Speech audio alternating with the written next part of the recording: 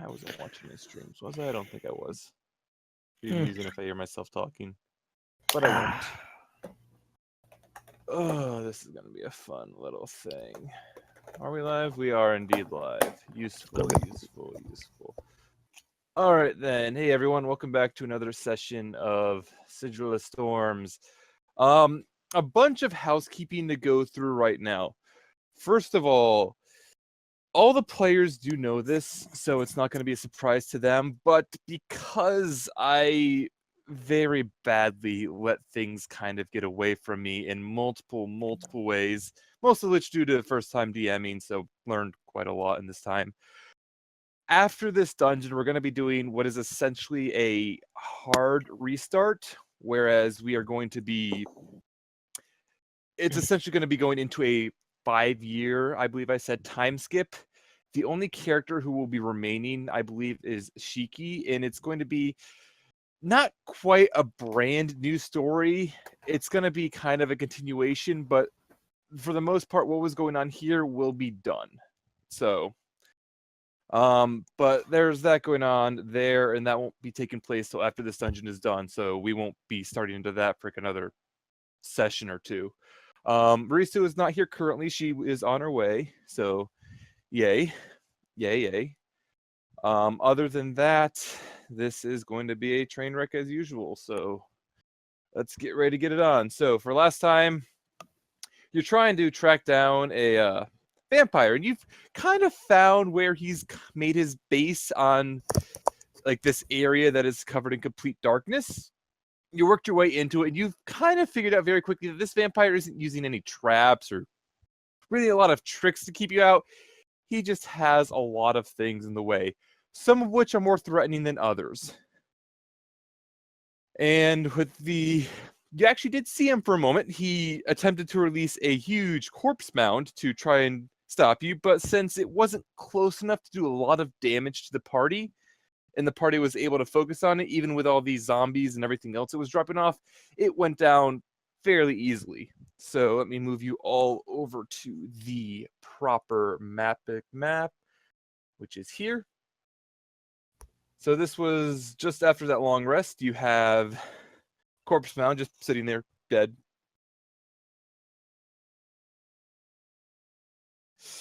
Yep, just sitting there dead. Yeah, as for the actual housekeeping, I'm going to go back and go into the what happened with everyone at the end. One other last bit of housekeeping. Jeebs is very much sick and nasal and everything else, so he's probably going to be muted for a good portion of the stream, if not the entire stream. So we're just going to go forward with what we can do. All right, then. So you've just killed the corpse mound. There is no real sight of the actual vampire at this point. Looking around, the torches are still lit. Probably, you'd assume these torches are almost magical in nature, considering they've been burning throughout the entire night that you've rested, what you assume to be the night. They're still burning. You get the feeling they've been burning the entire time. Looking off around you, you still see there is the little, what seems to be like a... directly to the north of you, what is like a kind of a word I'm looking for, like maybe a banquet hall or something like that. Say this castle was meant to house a bunch of warriors or what have you, like a knight's barracks almost. You could assume that might be like the mess hall. And there's also the tower up to the upper right. So the tower itself, there seems to be a slight shimmering towards it, but nothing really distinct. I want to go check out that shimmering. All right, go ahead. Walking up to it? Yep. All right, roll an Arcana to investigate it, because as you get close and you kind of run your hand across it, you can see that this is some sort of magical field in one way or another. If it means anything, I do have Detect Magic. Yeah. All right, so investigating it further, you are pretty easily able to tell with that Arcana roll that there is a magical force field of sorts. Appears to be made of force energy, and it is protecting this tower in one form or another. You can't see any direct ways to get into it. You're not even sure, with what you know of force spells, if something like a Dispel Magic would negate it properly, or even something like... You're not sure if like a simple Dispel Magic would negate it. You do know that it's probably powered by some source, but you don't think that source can explicitly be inside of it, but you're not sure.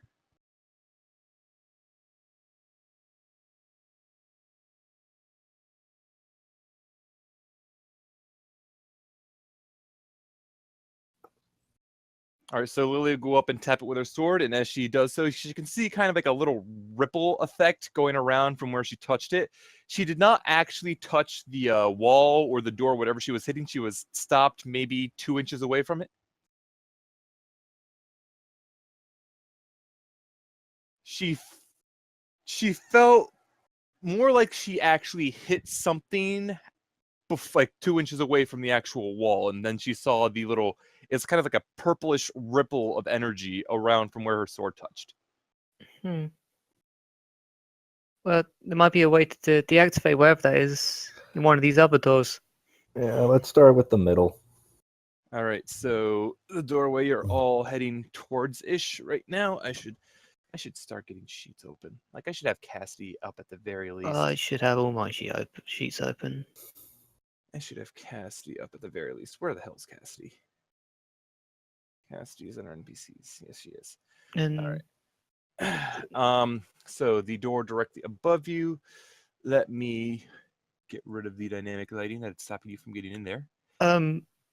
just gotta quickly clarify. Silver desk got Yes. updated. Oh yes, that's one point I'd like to make as well. For more housekeeping stuff. Rather recently, it's not completely official yet, but there was put out by Wizards of the Coast a update more or less for Ranger, because it was generally considered that Rangers as a whole, Beastmasters in particular, were a fairly weak class. So there have been a number of changes put around with Rangers in general. They were basically unplayable compared to other classes. I still enjoyed them for what they were, but they were usually not quite as strong as the other classes, and it was a pretty consistent thing. Yeah. Yeah, they added in with this update. There was an Unearthed Arcana, which had another Ranger archetype, and this one was also updated in that. All right, so looking into this first room as you step inside, you can actually, underneath the doorway here, you can kind of see lights, probably torch lights or something else. They kind of seem to be swaying back and forth a little bit as whatever the source is moving a little bit, but not like it's going too far from where it's supposed to be. And as you get closer, you can kind of hear laughter and playing and everything else in this room up ahead. Can I look through the peephole or the keyhole? Yeah. Sure. Go ahead. Roll a deception, or not deception, a perception. It was deception, but not inception. Yeah, You look through the keyhole, and the keyhole appears to kind of be blocked, perhaps with like some spider webs or something in it. You can't see very clearly through it. You can see the lights. You can see what seems to be a bunch of figures, but you could not make out any details whatsoever about them. Should we just go in? You could try to stealthily open the door if you'd wish to do so. Let me make sure Cassidy's moved up a little bit. And turn off that marker. I'll let somebody else take care of that. All right. Let's move Ione back up here as well. Put her over there. Here, and Darwin can move wherever he wants to move. So, is Lily attempting to stealthily open the door? If so, roll a stealth check. Alto, don't forget Darwin. Very nice stealth check. Also, Alto, you are controlling Darwin for the time being as well. You forgot. So, Lily, you reach forward and you grab the handle of the door and you very carefully turn it. And though you would expect normally a door like this to squeak and squeal, like needs a lot of grease, this one doesn't seem to for the moment. You're able to very, very slowly edge it open, eventually getting it open all the way. The figures on the other side do not seem to notice you. And as you look in, you recognize that you can see through pretty much every single one of them. They mostly seem to be paying attention to the pair that's kind of floating in the center of the room, a man and a woman who just kind of dancing around. There's a few bards, musicians are kind of like playing a little beat with a drum and a lute to music that you're kind of hearing beforehand. The other figures kind of just sitting around, enjoying with them. And as you're watching, you can see that beyond the fact you can see kind of through these figures as though they were a little transparent. On the table, there is a bunch of food that is very, very obviously rotten. And above the tables, there are 2 chandeliers with lights on them and everything else. So, are we just gonna shoot them? Hmm.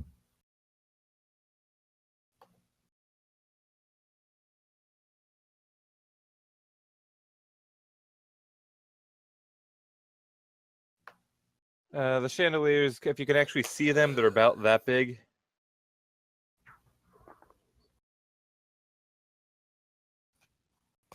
It wouldn't really do anything particularly effective, no. Also, bear in mind if they're incorporeal or not. Yeah, there's that to keep in mind as well.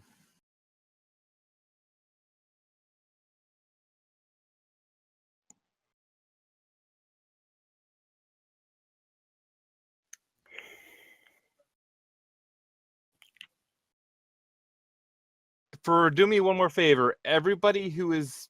I'm going to allow you to attempt a surprise round. Everyone who is intending to participate in this round, roll me a stealth check. Yeah, that's the 25 was to... It doesn't even matter. Does not even matter. Sayara,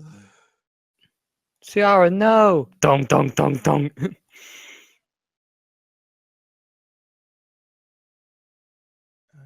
It could have been worse. Dong, dong, dong, dong. I don't even know what you rolled yet because I'm opening sheets. It's 12. 12. It's a total 10. Darvin got 22. Right, so total 10. It's like everyone else, even Sario, would probably have been like... Sario was the only questionable one, but Sayara, you stepping forward and getting ready to go forward with a surprise round has more or less alerted them. So for what I'm going to do for this, everyone who rolled over a 20 will be allowed to do the surprise round. Anyone who rolled below a 20 will not be able to participate in it. So for now, it's all roll initiatives. Cassidy would have tried to participate, so let me... Sayara's like a space marine trying to stealth. Yeah. Yeah, I see that. Yeah. Oh, wow. Jeez, Jesus Christ. Calm it down.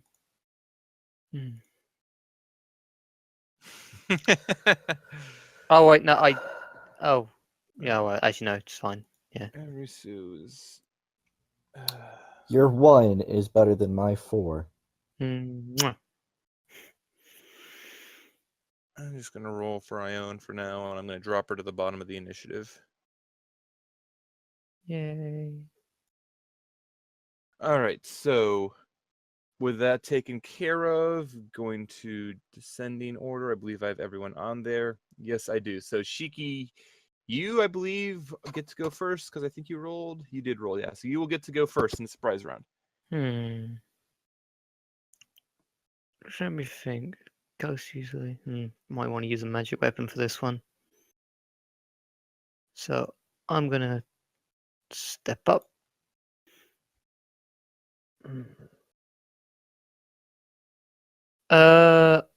Gonna use Surgeon on that guy.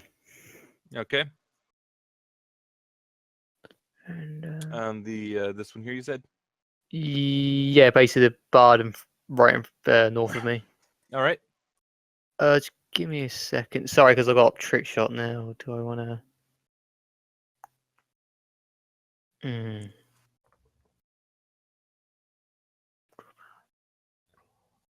I could do that. Okay, yeah, I'm gonna spend a grit to trick shot the guy. But so first I got to roll the attack. So where is my surgeon? Nice. Yep, that will hit pretty easily as and the surgeon is a +1, so it does deal magical piercing damage. Yep, because it's a it does ghost. not have the fire at all, so it's just going to take a 10 piercing damage as you catch him rather easily in the shoulder. Okay, then I'm gonna spending my grit. I'm gonna trick shot. This will be on the arms, Okay. so it's got to So- make a strength 6 of DC 17. 6 DC 17. All right. And DC was a deck save? Strength Strength save. And he will fail his save. You can see that he is essentially holding a drum as He's well gonna drop as the drum. what seems to be a warhammer. Okay, so he drops his drum. Mhm. All right then. And then I'm gonna pop him in the head again with the surgeon. All right, I'm gonna make that note so I remember he dropped his drum. 15. That'll miss. Okay. Okay. That will be my turn. All right, so next up is Lily.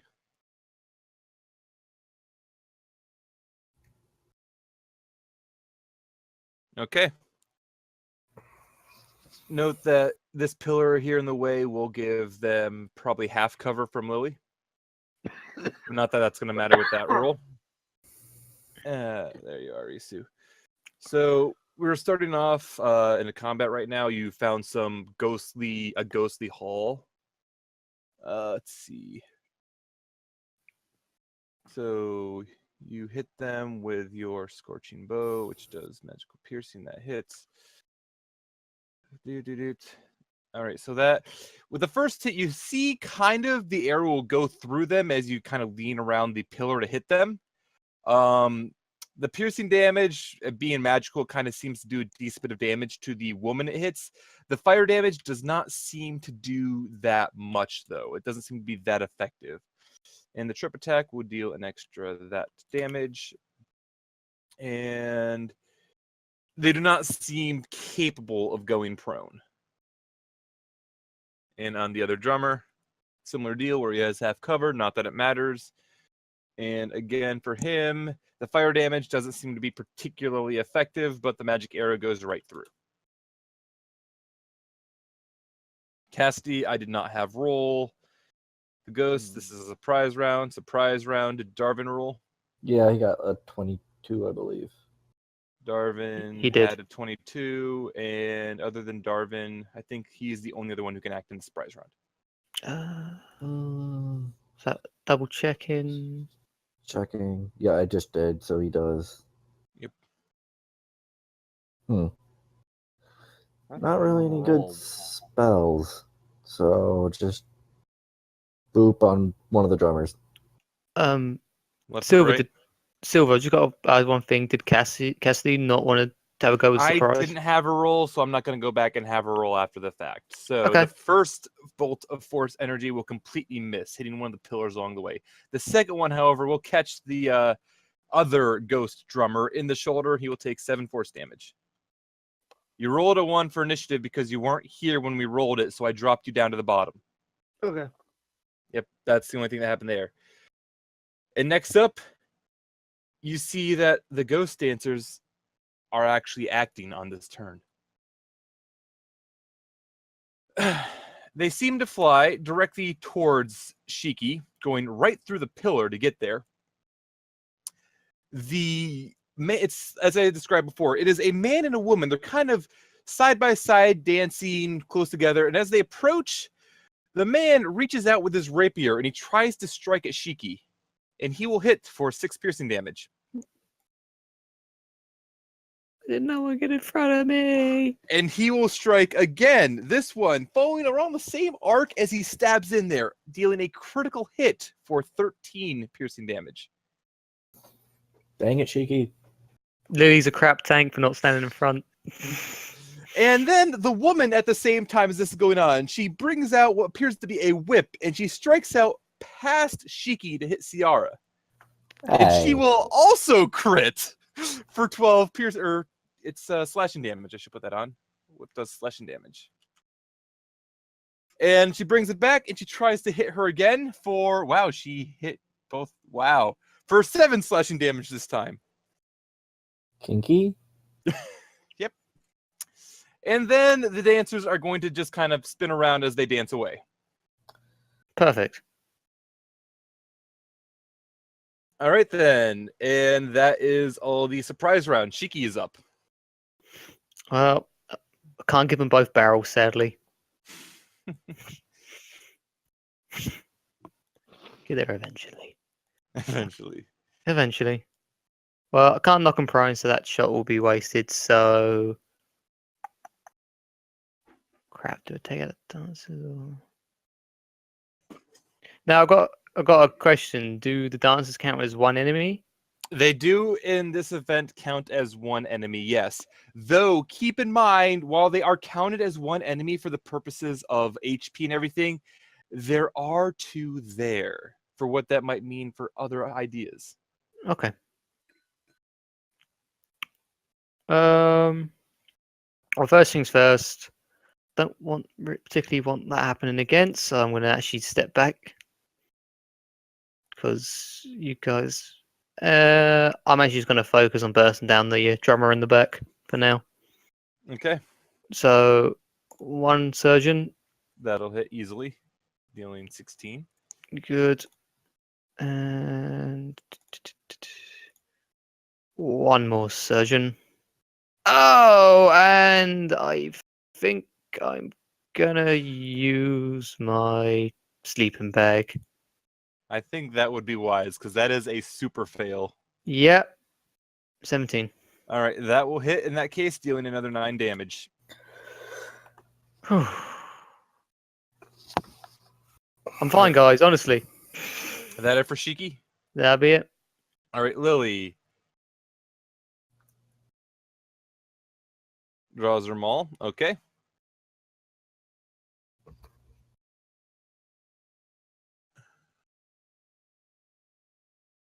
Oh, wow.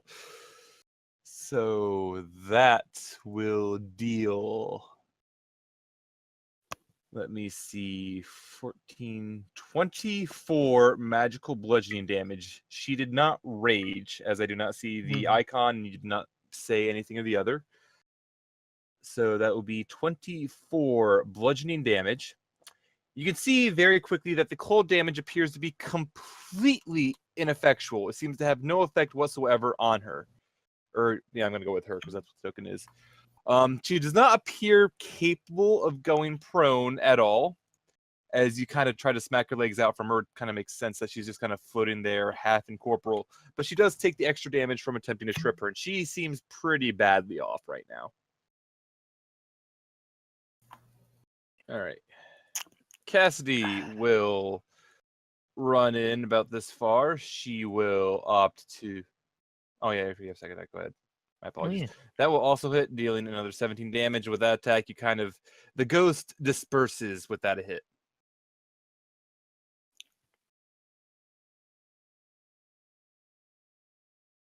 All right, is that all she has? Okay. Now, so Cassidy was back here. Cassidy's going to... Whoop, that is not the move I want to make. Cassie's going to move in about this far. Now, on my thought process, she is going to... Where did I put it? She is going to shapeshift. I got to put its health back at maximum because I keep forgetting to do that. And she can live down here in the camp somewhere. She will shapeshift into a giant wolf bear thing. Because that's what you know in order to be able to do. Go in the rest of the distance to attack the ghost dancers, as she is going to bite and claw. The bite will miss. The claw, however, will hit for, I believe she's at the point where it's magical damage from beast form. So it will deal the full damage there. Next up will be the actual ghosts. Do you need to move forward for this? Ghost, this ability, this ability. Is that actually a... Crap, I didn't mark down if that was a just if you could see them or not ability. I'm really good at this. All right, so it's that thing. This ghost here will kind of fly down to right about here next to the ghost dancers. And she will kind of look around for a moment. She'll cover her face with her arms, and then she'll just kind of expose it for a moment. And this is a extremely horrifying gaze she does. So that can see. Ione cannot see, but everyone else roll me a wisdom save. Just give me a Let me roll that for second. Cassidy. Where the fudge are my tails? Okay, I got advantage on. Is it a fear? It is a fear effect, yes. Okay, I got advantage on it. Lily and your insane rolls. Yes, I know. Let's see. So we still have Darvin and Des, I Des. believe. I'll do this. And Sayara. Damn, Des is good wisdom. Wisdom save. Wisdom save. All right. Des is indeed wise. It looks as though everyone has passed their save, and though it's a kind of horrifying appearance, you're able to kind of just shake your head and shake it off for the time being. This other ghost, which is up close to Lily, will fly down towards her, and Lily, roll me a charisma save. Yes, it was a rather horrifying visage. Lily, as this one flies down close, you can kind of feel it almost trying to press into your body, but you're able to kind of fight it off real quick, and the ghost kind of just backs off, no actual effect. This other one will fly down here and fly directly through the wall, appearing next to Sayara. And Sayara, roll me a charisma save. Sayara, you feel the same thing where this ghost is trying to move into your body, but you're able to kind of just steal your I think that's a pass. Yeah, you kind of just force your you feel it kind of trying to press into you, and you kind of just fight it off without a concern whatsoever. And that is all the ghosts.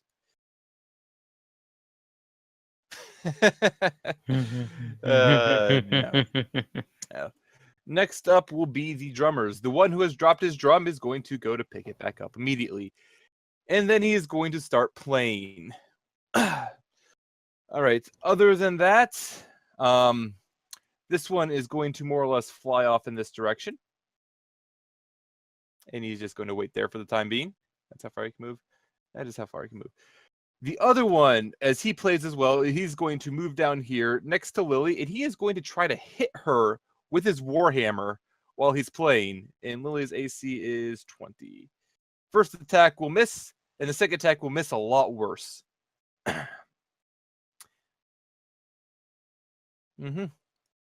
Next up is Darvin.